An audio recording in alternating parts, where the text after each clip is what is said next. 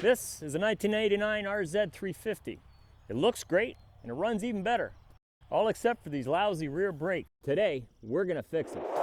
Okay, first up, let's back off this brake line just a little bit. Then we can remove the brake caliper mounting bolts. Pull the caliper and then remove the brake line. Keep an eye on those little washers. If you don't want to replace all the brake fluid, keep the end of the brake line higher than the oil level in the reservoir. Alright, here we go. This is a single piston rear brake caliper from that little RZ350 over there. Let's see what it's going to take to crack this thing open. Have a look inside, replace a few seals, put it back together, get it back on the bike, maybe go for a ride. Let's have at it. Alright, set yourself up a nice little workstation, pull all those bolts out. I don't know why I put them back in.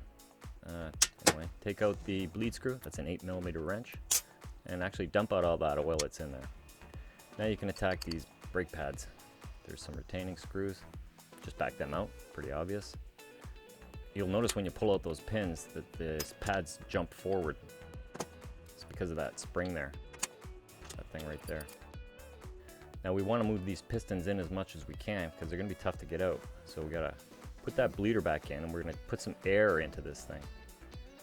A couple wooden sticks just to protect things. Jam it with air. And you can see they come together, but one's a little stuck. So we can take it apart and we'll have a look inside. And there's the guts. And really there's that freed up piston and there's that little springy thing. Okay, we're looking good. We got this thing apart. One piston's out, the other one seems jammed. It won't push in, it won't pull out. It's just rock solid. That's probably why that thing was dragging on the bike. So what do? Well, you can grab a set of channel locks, and as soon as you get to about here, throw them across the road. Don't even think of grabbing them with a set of channel locks. You will gouge that up, and it'll be useless. So what are we gonna do? We'll hit it with some air again and see if we get lucky.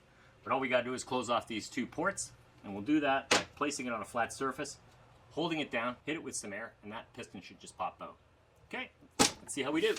Okay, bring it to the edge and make sure the seals are in place. Push them down, hold tight, hit it with some air.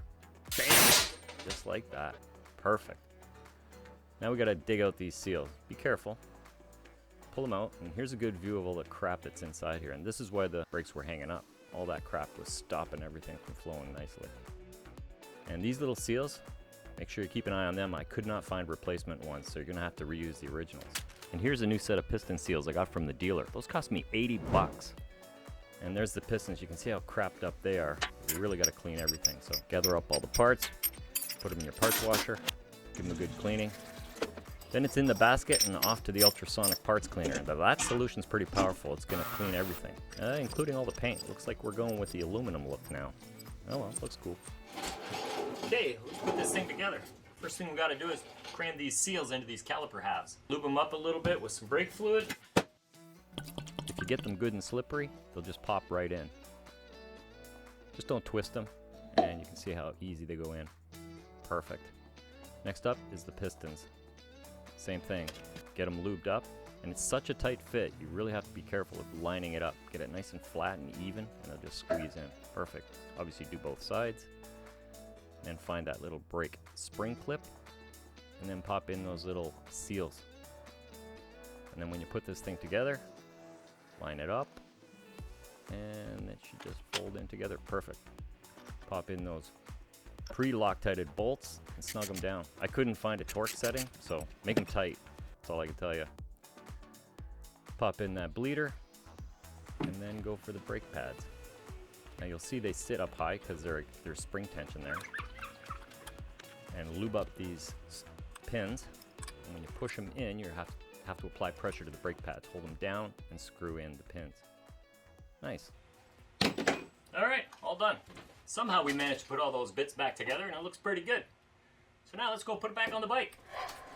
Now it's just a case of putting this thing on the bike. Obviously the mounting screws, bolt them in. Get your brake line, put on those little washers, hopefully you got new ones. Then get your bleed setup going. It's just like any other brakes you do. Just pump, bleed, and don't forget to hit the reservoir because yeah, you don't want that to run dry when you're doing it. And when you've got no more air bubbles, you're done. Look at that, perfect. All right, Time to take this loud little buzzsaw for a rip and test out the new stoppers. Now, if your bike's a little too loud and you want to do something about it, check out this video right here. It'll show you how to repack the exhaust up close in detail. Now remember, when your bike needs fixing, you can always try and learn to do it yourself. All right, I got stuff to do. See ya.